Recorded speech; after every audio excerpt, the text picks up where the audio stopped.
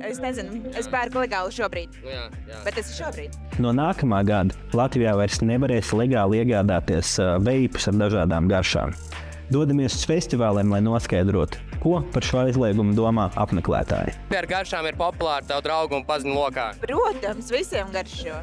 Tev arī garšo? Ļoti. Kāds ir tavs mīļākās garšas? Bubblegum, tad ir sour, raspberry, kaut kāds tur vēl bija. Un fresh mojito. Ok.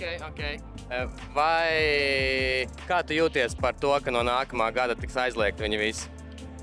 Ko? Nezināju, jā, visi veipi ar garšām, saltiņi, kristāli, visi tiks aizliegt. Tad zini, kā būs?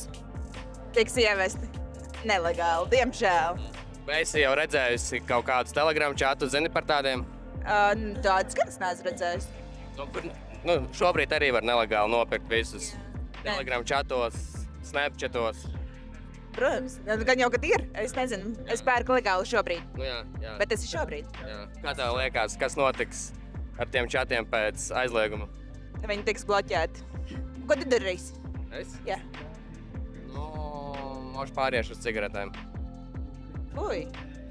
Bet, Nē. Kā tev mainīsies paraduma pīpēšanas, kad būs aizliegums? Kā tev liekas?